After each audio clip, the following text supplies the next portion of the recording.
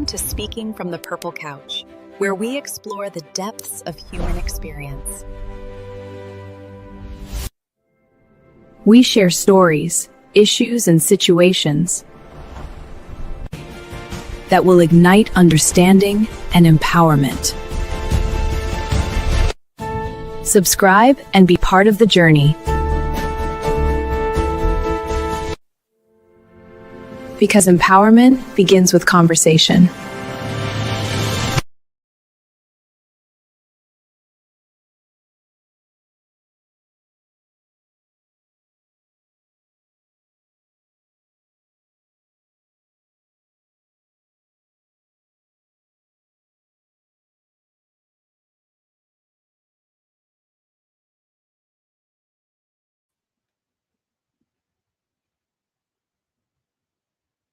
Hello, and welcome to Speaking from the Purple Couch.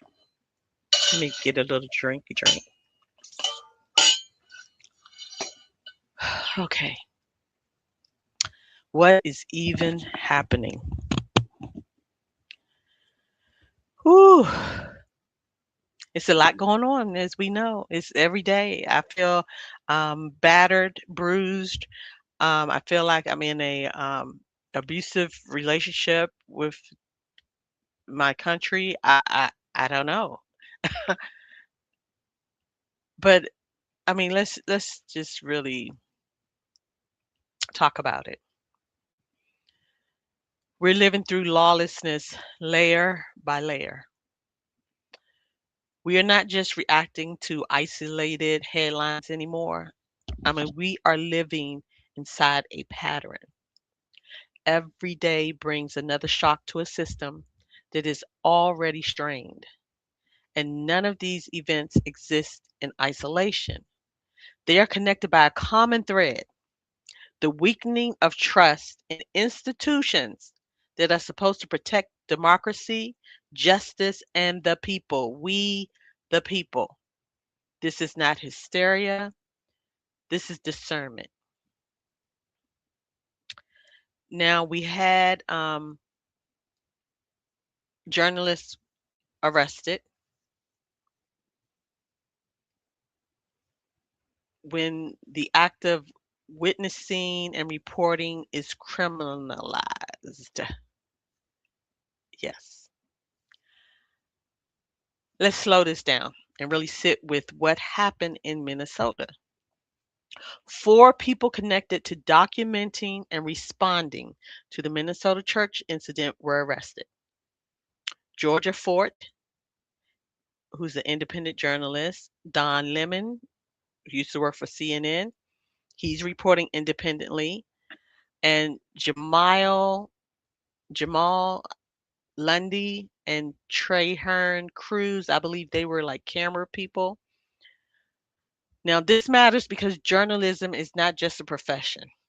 It is a function of democracy, freedom of press.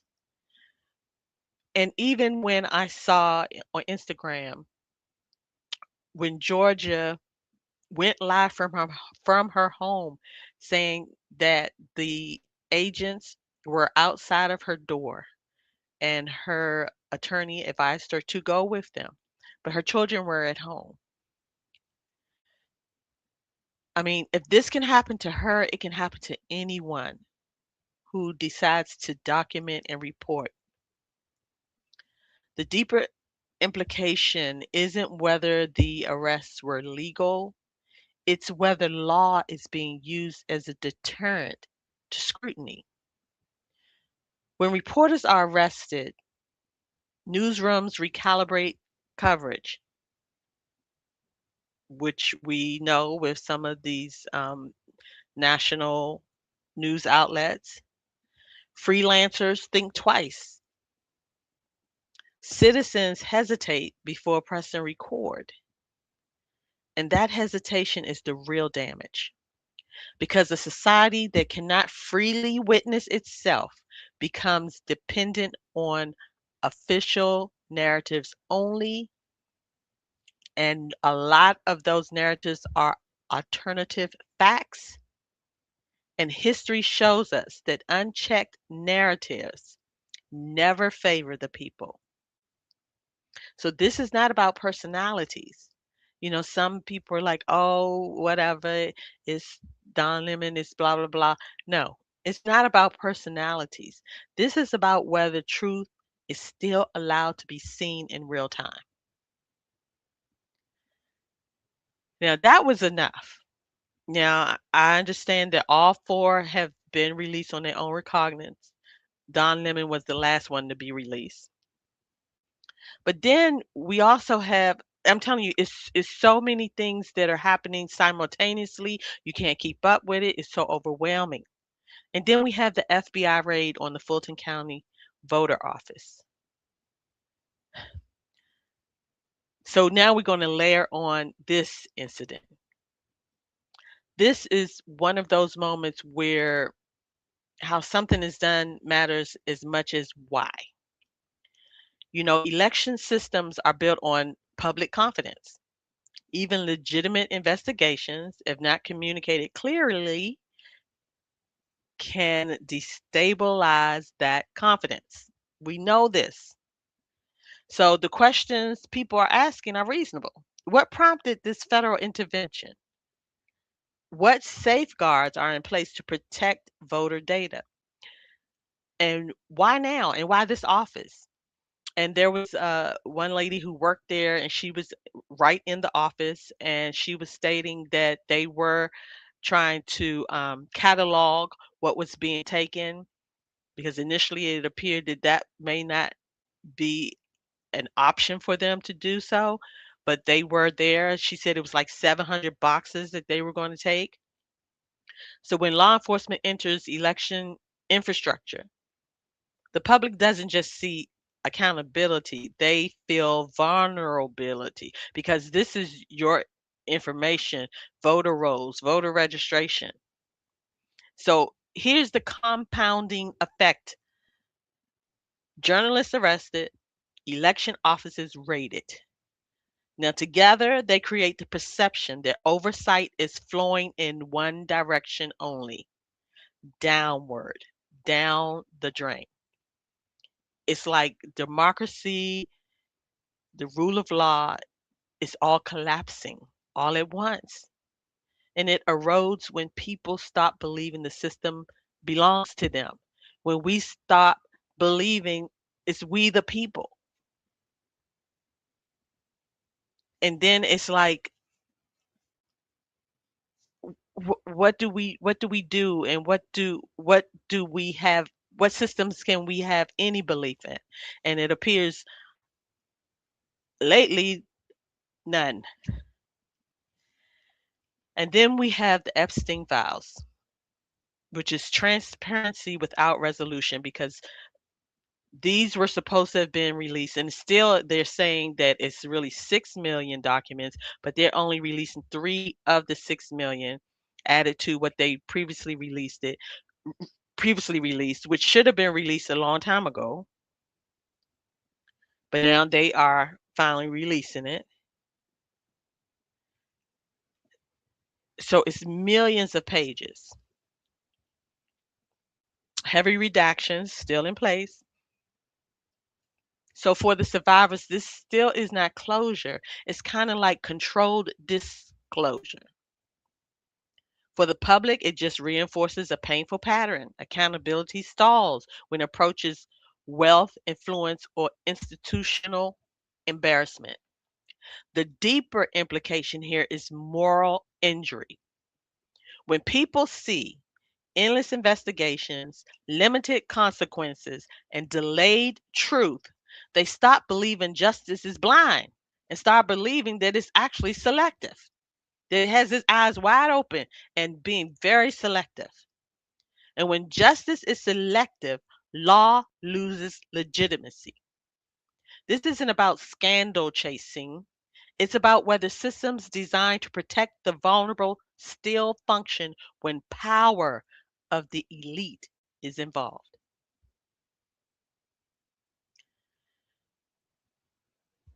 Again, this just added on to the pile.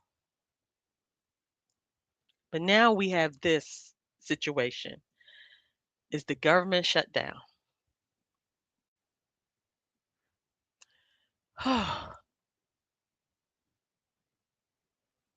The government shuts down at midnight.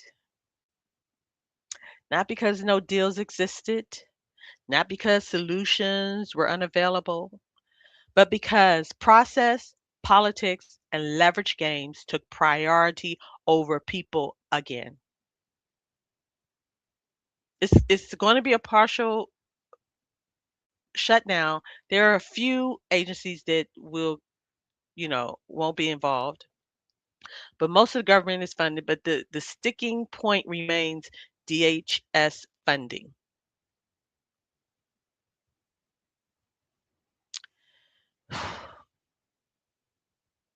The House is out of session. So whatever deals the Senate came up with, it still had to go back to the House, and the House is out of session. They're supposed to come back on Monday. Okay. So what is this result? Federal workers uncertain about pay, services paused or delayed, families absorbing stress they didn't create. Shutdowns are no longer emergencies. They're becoming routine dysfunction. Do you know we just had this happen, what, 2 months ago? 3 months ago? The same fiscal year? What is going on? Within a 6-month period, we have had two shutdowns.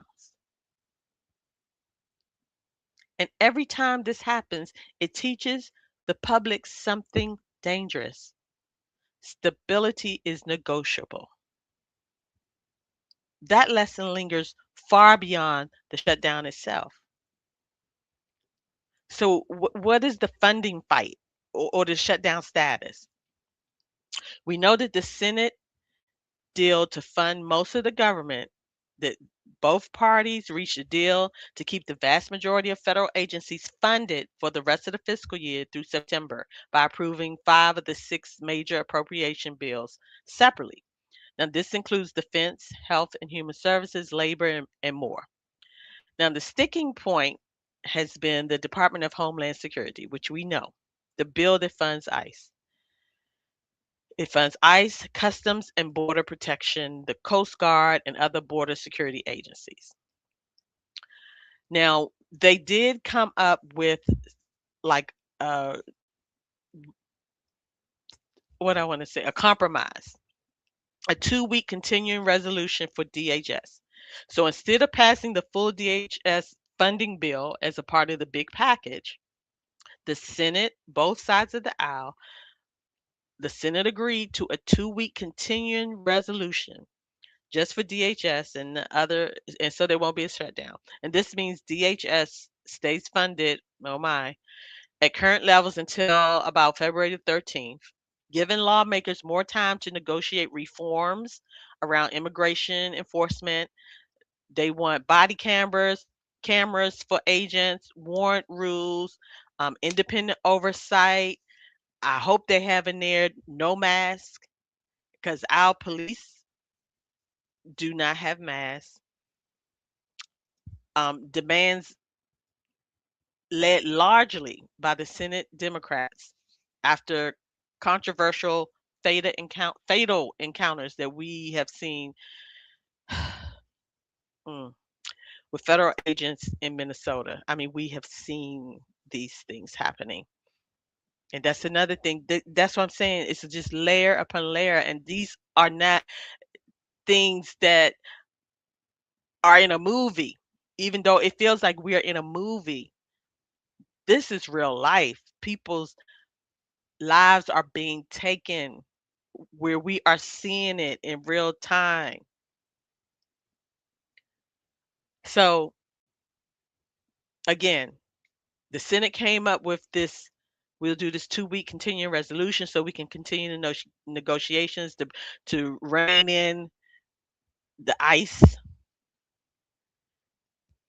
But the House is out of session until Monday. So now here's the practical snag. While the Senate moved forward, the House of Representatives, like I said, they're adjourned for the week. They're not scheduled to come back until Monday the 2nd.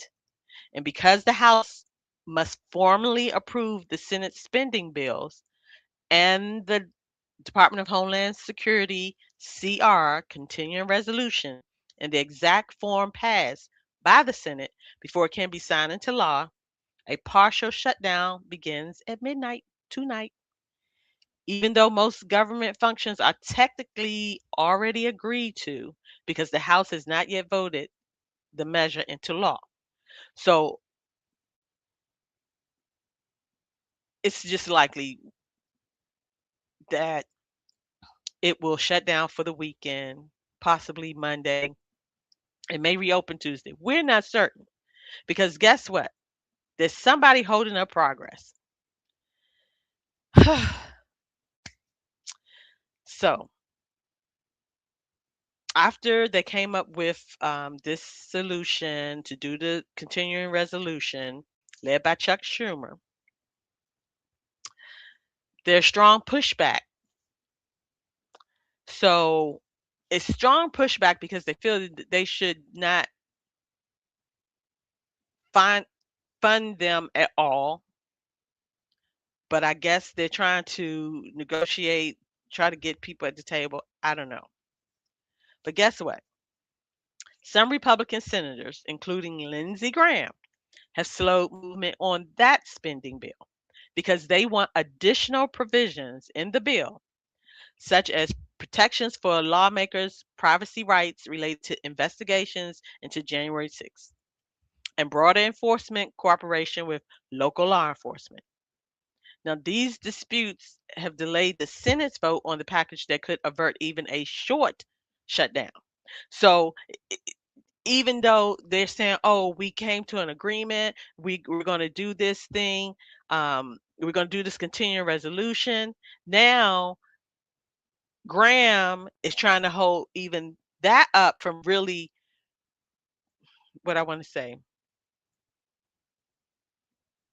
being voted on because he wants to be able to sue Jack Smith for the investigation January 6th because he said that he tapped into his phone and blah, blah, blah. Okay, well, you were part of the investigation. Um, and these other things, he wants enforcement cooperation with local law enforcement. He feels that they're not cooperating well with ICE. Really, ICE is not cooperating with the local law enforcement. They're just coming in, not relaying their locations, nothing.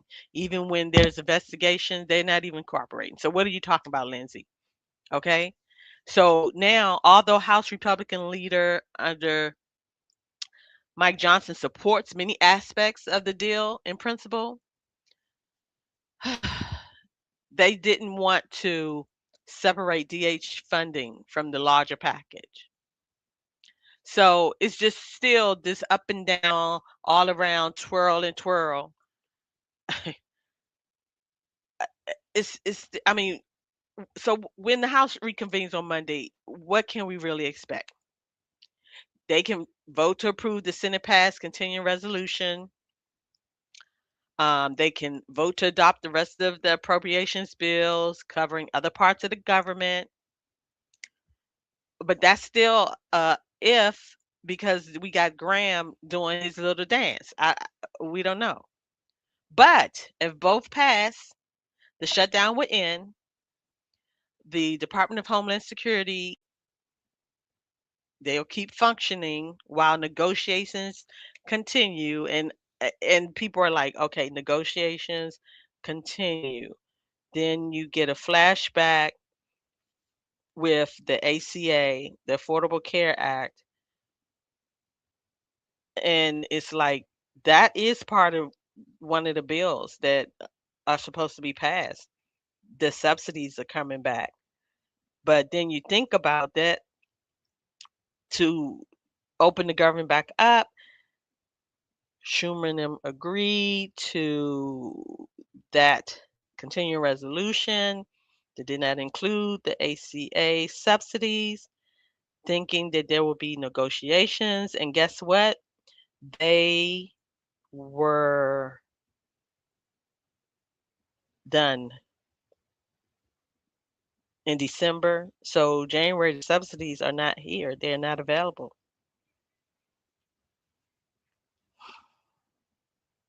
So it's just a lot.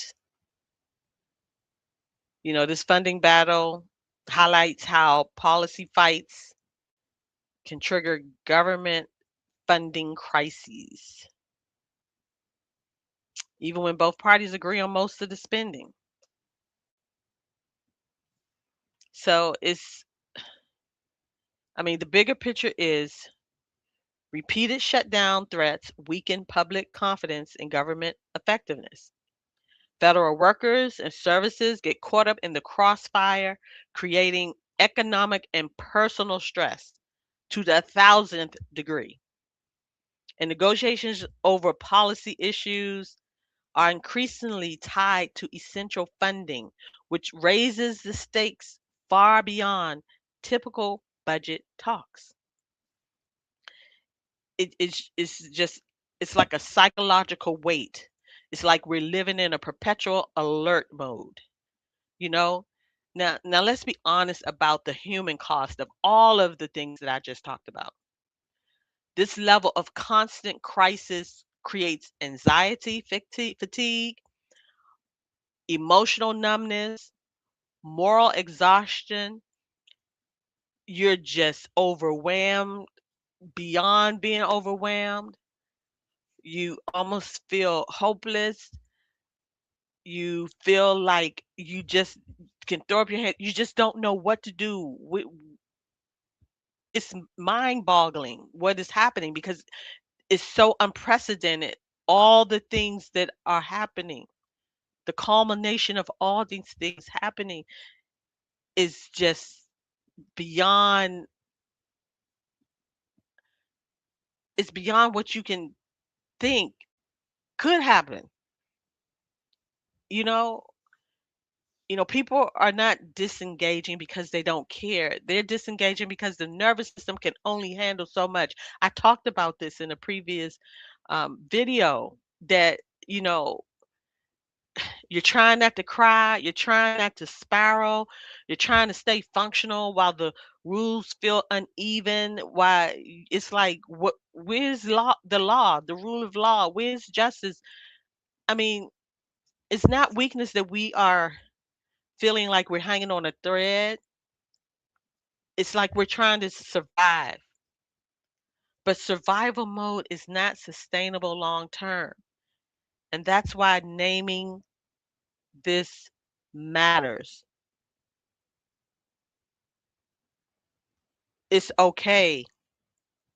The feelings you're feeling, being overwhelmed, being anxious, being stressed. Yes, you're not alone. So let me say this slowly and clearly. You are not broken for feeling overwhelmed. You are responding to a system behaving abnormally. This is abnormal. So here's the wisdom: discernment matters more than volume, integrity matters more than outrage. Rest is not disengagement, it is preservation.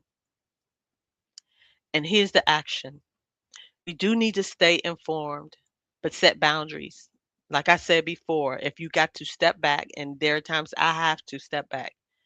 I do have a nonprofit that needs to kind of be abreast and up on things because we do try to assist people on many levels of going through this. What are their benefits, helping them get benefits, helping them get assistance, all these things is what we do, like advocacy. So we have to try to stay in the loop, but sometimes I have to pull back because it becomes too much. Like I said, I could have cried an ocean by now, as much as I have been weeping because of all the things that is going on, you know, and I'm weeping a lot for others, because at some point, some things were not affecting me until these last shutdown and even this shutdown. But prior to that, I was, just emotional about feeling how others are feeling and dealing with situations. So rest is not disengagement. It's trying to preserve some level of sanity and peace. So again, we do want to stay informed, but set boundaries. Support transparency wherever you see it. Call your local, state, and federal representatives and express what you how you're feeling and what you want to see them do on your behalf because you are their constituent and you voted them in. Protect your spirit as fiercely as your convictions and choose courage without cruelty. You don't have to fix everything, but you cannot surrender your awareness. And I want to close out with a prayer because sometimes after you've done all you can, you can stand, but you also got to pray. But still, I say action speak louder than words. And sometimes the action is picking up the phone and using your words. So, Abba Father, Most High Creator, God of justice, God of truth, God who sees beyond power and position, we bring you our fatigue, our concern, our stress, and our hope. Protect those who speak truth, guard those who witness and document, bring clarity where confusion reigns, hold accountable what has gone unchecked, heal what has been fractured, strengthen those carrying more than their share, give us wisdom without hardness, courage without hatred, peace that surpasses all understanding, that anchors us even here and now. We trust you, not because the system is perfect, but because you remain faithful in imperfect times. Remember that. God remains faithful in imperfect times. And yes, we're saying, but how is all this being allowed?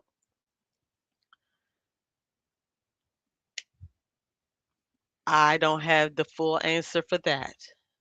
But I just know for me,